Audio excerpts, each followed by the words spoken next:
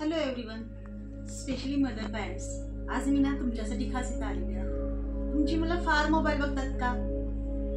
जेवताना हट्ट करतात मोबाईल पाहायचा, किंवा अभ्यास करायच्या आधी थोडंसं मोबाईल बघतो, मग मी अभ्यास करेन, मी आज होमवर्क मोबाईल बघितला तरच करणार, नाही तर नाही करणार, नाहीतर रडायला सुरू करतात का? असं आहे का? असेल तर हा पूर्ण व्हिडिओ तुमच्यासाठीच बनवलेला आहे मी खास. मी लगेच नाही सांगू शकणार की तुम्ही मोबाईल बंदच करा. त्यांचा स्क्रीन टाइम थोडासा कमी करायला सुरुवात करा. आता तुमची मुलं 2 तास बघतात का?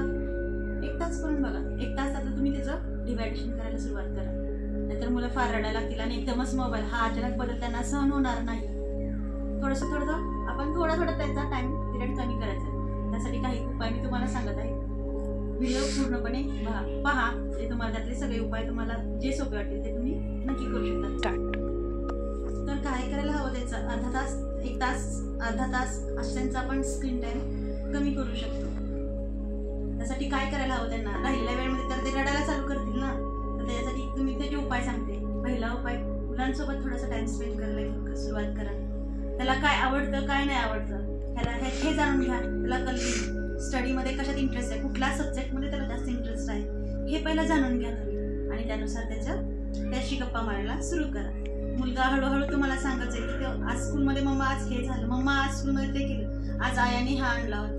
त्याच्या फ्रेंडची नावं तुम्हाला समजेल, अरबी समजेल, जे कोण ते फ्रेंड असेल, आज असं ह्या फ्रेंडनं हे केलं होतं, असं वेगवेगळ्या तुम्हाला त्यांची माहिती मिळायला सुरू होईल. त्याचबरोबर दुसरा उपाय असा करू शकतो, पझल्स मुलांना फार आवडतात. गेम्स द्या त्यांना. पझल्स गेम्स म्हणजे परत ते मोबाईल किंवा युट्यूब व्हिडिओ गेम नका देऊ. पझल्स द्या, छोटे छोटे पझल्स आणा घरामध्ये. चेस येत असेल तर चेस त्यांना द्या. लुडो आहे, सापशिडी आहे, सगळ्यात सोपं. असे वेगवेगळे गेम्स त्यांना द्या. त्याचबरोबर आपला सगळ्यात फेवरेट कॅरम आवडतं ना, क्वीन जिंकायचे असते तर असे वेगवेगळे त्यांना तुम्ही घरामध्ये थोडंफार हे करू द्या. जर हे आलं घरामध्ये, त्यामध्ये थोडासा टाइम स्पेंड करा. हे पण लगेच बोर होतात मुलं, बाहेर जावा.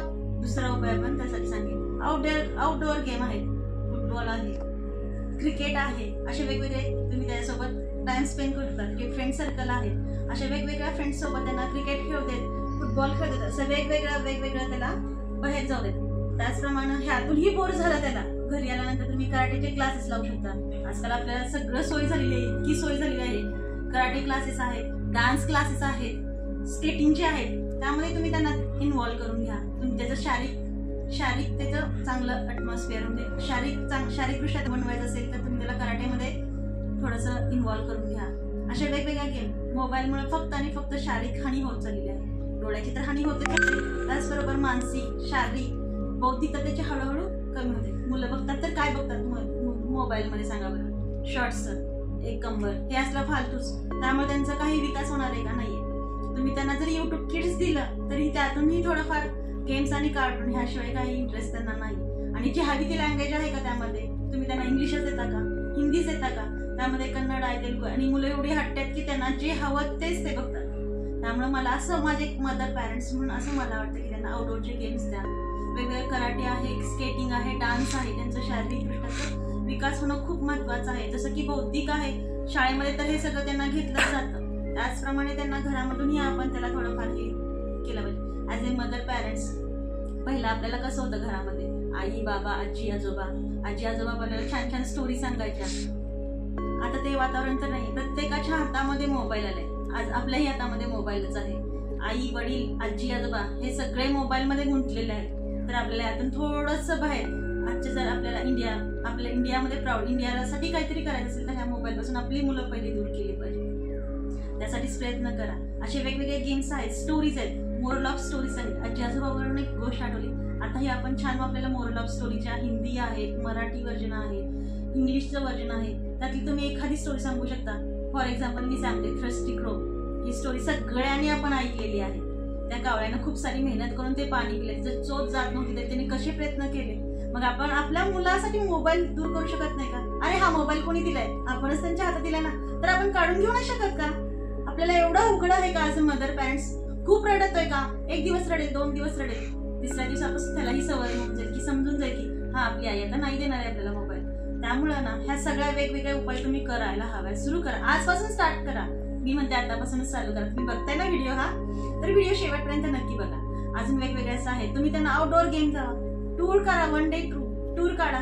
सॅटर्डे संडे हॉलिडे असतो ना, त्यांना एक दिवस बाहेर घेऊन जावा तुमच्यासोबत. त्यांना तुमचं फ्रेंड बनवा. ते आणि तुम्ही ऍज अ फक्त आई म्हणजे खूप स्ट्रिक्ट आहे असं नाही ना. आई तिची फ्रेंड आहे, आई ही सर्वस्व आहे तिच्यासाठी. त्याला बाहेर गेमिंग करायला घेऊन जा. तुमच्या सोबत त्याला जितकं टाइम स्पेंड करता येईल तेवढं तुम्ही करून घ्या. स्वयंपाक करताना असं वाटतं की नाही अरे 1 तास तू बघू देते, 1 तास मोबाईल, मी स्वयंपाक पटकन आवरून देते. नाही ना, तुम्ही त्याला इन्व्हॉल्व करून घ्या ना. जर तुम्हाला त्याचा स्क्रीन टाइम कमी करायचं तर तुम्ही तुमच्यासोबत घ्या. व्हेजिटेबल्स नीट करताना घ्या त्याच्यासोबत. त्या व्हेजिटेबलची माहिती सांगा, त्यामध्ये हे विटॅमिन मिळेल तुला, हे बाळा हे खाल्ल्यानंतर हे विटॅमिन मिळतं, किंवा ह्यामध्ये हे आहे ऍटलिस्ट हे तरी सांगू शकता तुम्ही. पालकची भाजी आहे, मेथीची भाजी आहे, इंग्लिशमध्ये सांगा, हिंदीमध्ये नेम्स सांगायला सुरू करा. असे वेगवेगळं तुम्ही करू शकता. हा व्हिडिओ तुम्हाला कसा वाटला ॲज अ मदर पॅरेंट्स तर मला कमेंटमध्ये लिहून पाठवा. व्हिडिओ आवडल्यास प्लीज लाईक करा, शेअर करा आणि सबस्क्राईब करायला विसरू नका.